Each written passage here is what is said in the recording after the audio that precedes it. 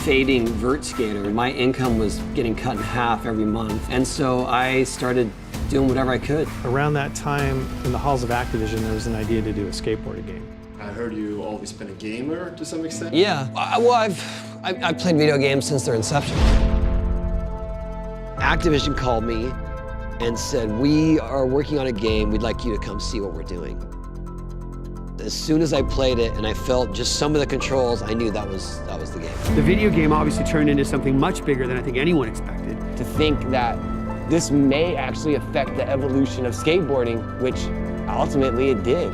It was nuts what that game did, not just for skateboarding as a whole, but for us as individuals.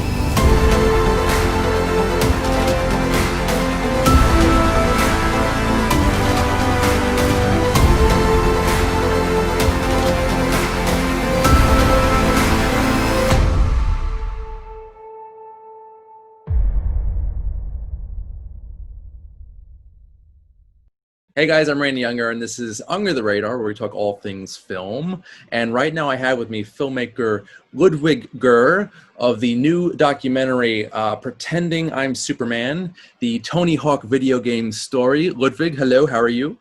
Hey, I'm doing good. How about yourself? Pretty good, pretty good. So I saw the film fairly recently, and it was very well done. Congratulations on that. Thank you. I'm just curious, how did the film originally come about? Well, it came about because, back in the day, I used to have a YouTube channel known as Ice Biz Forever, and on there I would upload a bunch of Tony Hawk's Pro Skater videos. And, well, long story short, I did an amateur documentary about Tony Hawk's Pro Skater, which Ralph D'Amato, who's the producer of the film, saw, and he was also a producer of the first 8 Tony Hawk games. Yeah, sorry, I'm just going to take out my glasses. It looks absolutely horrible. Anyway, to continue the story, he worked on the first 8 Tony Hawk games. He reached out.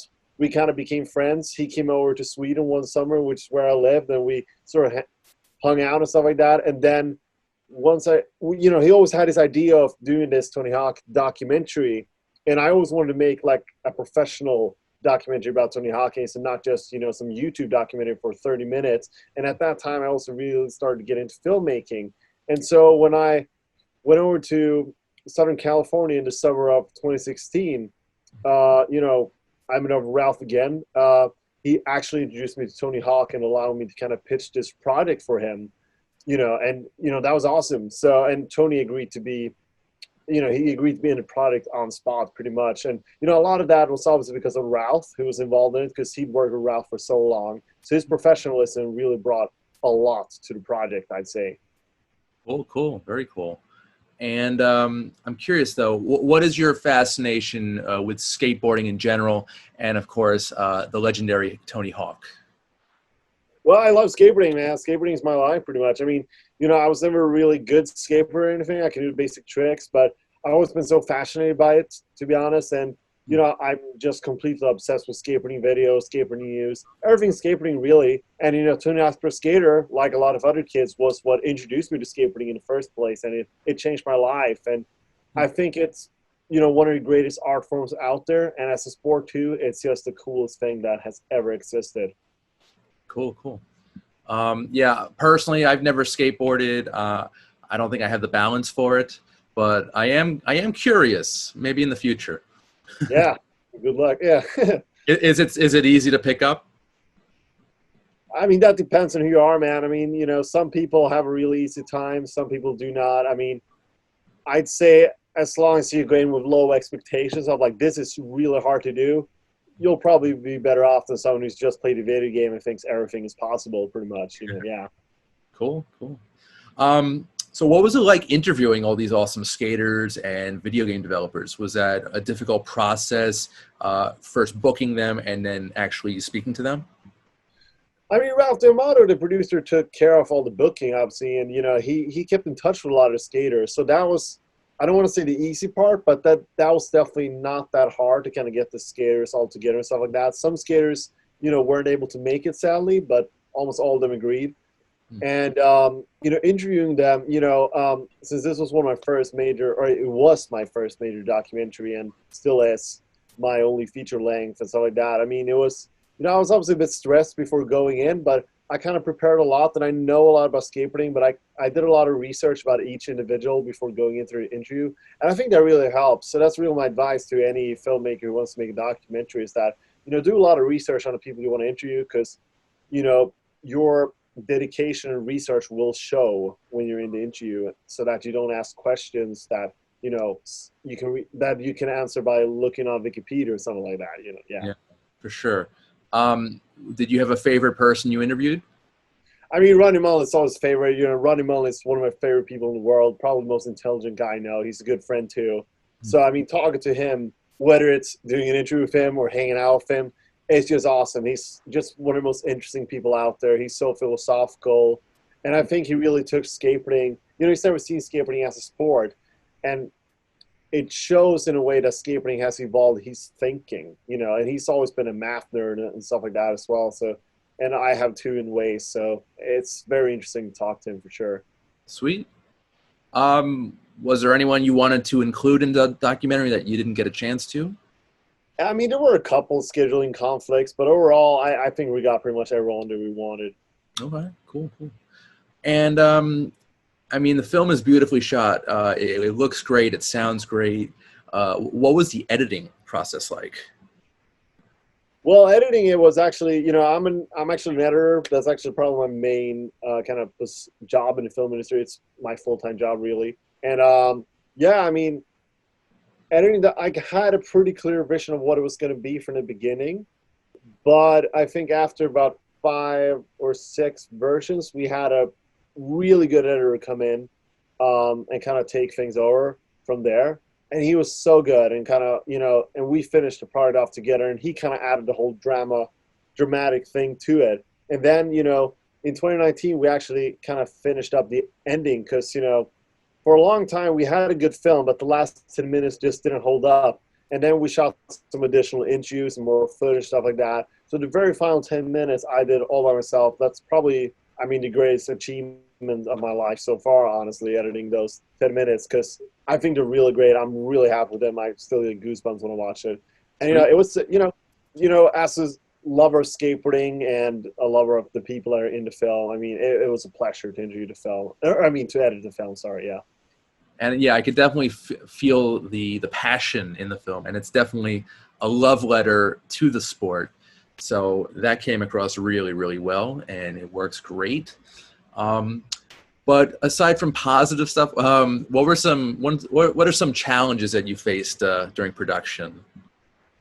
Well, obviously it's kind of, scheduling conflicts, budget and stuff like that. There are always issues you face when making documentaries in particular, because, you never kind of know, unless you are very specified, you never quite know where a documentary is going until you're in the editing room.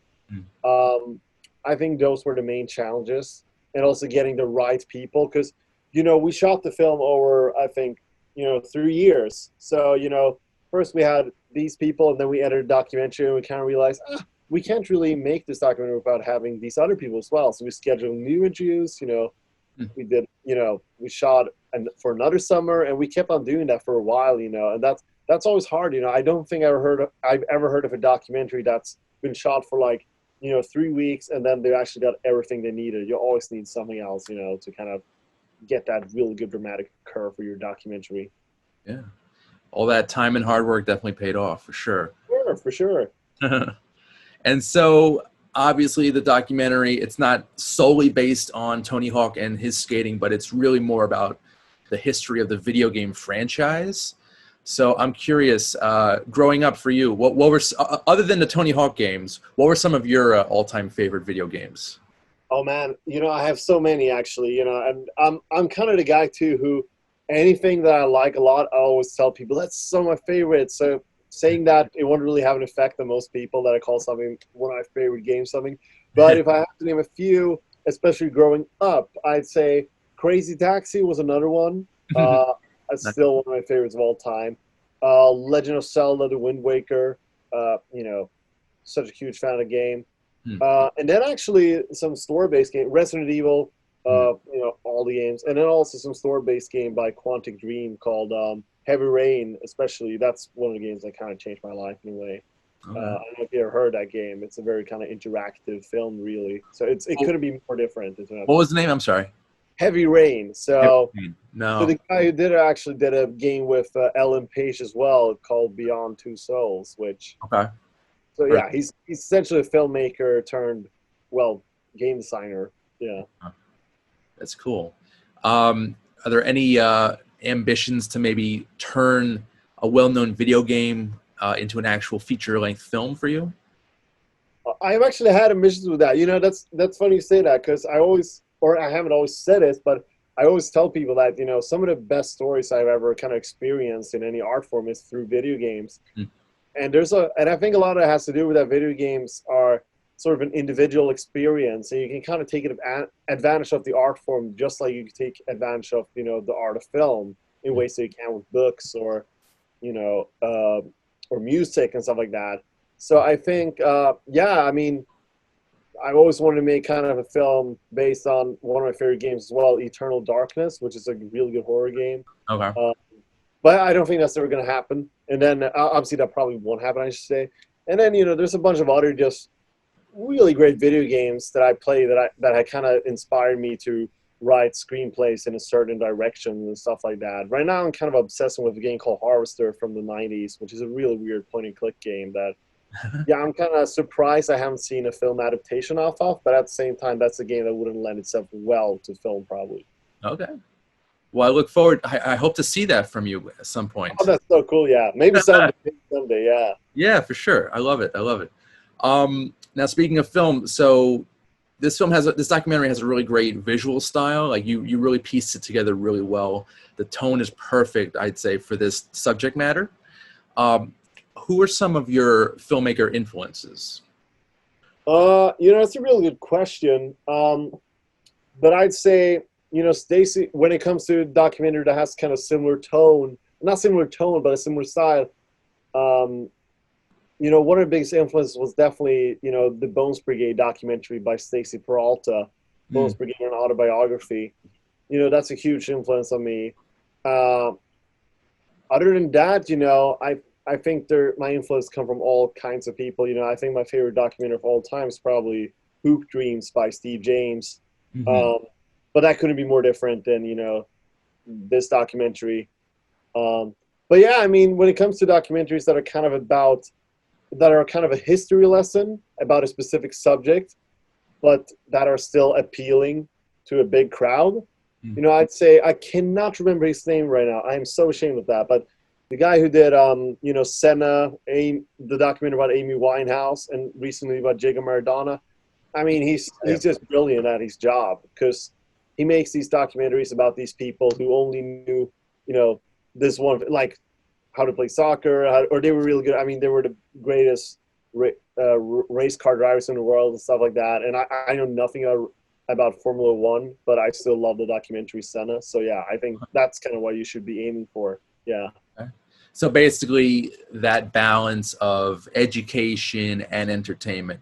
Like, yeah, and also about, I think, getting like a really good kind of drama in the film. I think actually 2 years ago, we really saw that with, I don't know if you've seen this one by my friend Bing Liu, Minding the Gap. Did you see that? familiar. I don't think, no. It was nominated for an Oscar, and one of the guys in that film was actually pretending I'm Superman by the end. But I think that had kind of a perfect balance of, you know, it's about a bunch of skateboarders who feel lost in life, and they're kind of, you know, growing up as young adults, and they don't feel prepared for the world. But, you know, skateboarding, you know, despite being kind of one of the main, not themes, but like, I guess, aspects of the documentary, you know, they could have totally replaced that with anything, like, you know, darts or whatever, and it still would have been brilliant, you know, because that's just kind of, they just use skateboarding to explore, you know, fatherhood and stuff like that. Yeah. And I'm just thinking of a scene from the 1995 drama Kids. There were some skating elements there too. Kids Bel Park, yeah. Yeah. So just side note on that. Yeah. So are there any other subjects you hope to document on in the future? Yeah, I mean, for sure. I mean, there's a lot. I really don't want to disclose anything right now because, you know, there's kind of this thing with filmmakers that anytime you talk about a product that hasn't been announced in an interview, you'll never end up making it. So I won't mention anything, but yeah, there's a lot I can say, and it's about pretty much everything, not just skateboarding, but you know, a bunch of other subjects for sure. Yeah. Nothing you can tease us with? I wouldn't want to right now, because you Okay. know, then I you know, have to stick to that for the next 10 years. So yeah. Okay, it's cool. Yeah. So yeah, obviously we are in a weird time right now, and I'm just curious, as a filmmaker, what direction do you see filmmaking going in the age of COVID? You know, I think I see people trying to, just like with anything that happens really in the world, trying to make the best out of the current circumstances. And we just saw Shudder do that. They released a horror movie by, I cannot remember his name right now, but he's a British short filmmaker, and he made essentially a horror movie that takes place on a Zoom chat, you know, like we're in right now, That's cool. called Host. And that was, you know, I think that kind of took the world by storm, really. I think it became Shudder, which is a streaming service I never heard of before, became, you know, suddenly came on everyone's radar because of that. But yeah, I think people will just take advantage of, you know, or not take advantage, but they will kind of just use the current circumstances for their own benefit. You know, I think this whole COVID-19 thing mainly affects, you know, obviously the big studio films where like thousands of people work on the same project. I think the kind of indie film market will, you know, sort of remain the same. Obviously, productions are a bit postponed for now. And eventually, you know, hopefully at least in a year, everything will be back to normal. We never know. We can never take anything for granted. Right. But yeah, I mean, you know, just kind of use your circumstances and try to make the best of it, you know, yeah. Yeah, I think this is going to give filmmakers an opportunity to be very creative in their methods, you know, in terms of equipment and location, and it'll definitely be cheaper for them. But, yeah, for sure, yeah. But we'll see. Ludwig, I'm just curious. Have you acted at all? Are you involved in on the other side of the camera at all? Oh man, no, I'm not. But I'm honored you asked. Can I ask you why? Or because you have this quality. You kind of remind me like a young Sam Rockwell. That's what I'm seeing right now. wow, you know, you're actually not the first guy to think. To say that I remind someone of Sam Rockwell. But man, I'm hugely honored actually. But no, I've never been. I was actually some director actually offered me a role in a film recently. He just saw me in an editing room and thought I looked good for a role. I couldn't take it though, and I still deeply regret that. But yeah, I mean, maybe someday, you know, who knows? And maybe I'll be there with you. You never know. Oh yeah, because you look like an actor too. So yeah. Cool. So how can people see Pretending I'm Superman? Where is it playing online? I'm assuming. Where can people see it? So August 18th, video on demand. It'll be on iTunes, Amazon Prime, you know, DirecTV. Yeah, all kind. I mean, obviously, you can just go to teachpeacefilm.com, and every streaming service available will be listed for where you can see the film. So yeah, it's you can rent it or buy it. If you buy it on iTunes, you'll get some extra material as well, which is real cool. Some never before seen, or not never before, but some clips that aren't seen the film. So yeah, and you know, if you live in Australia too, it comes out on August 18th on Garage Films, and yeah, some more dates will be announced for other countries.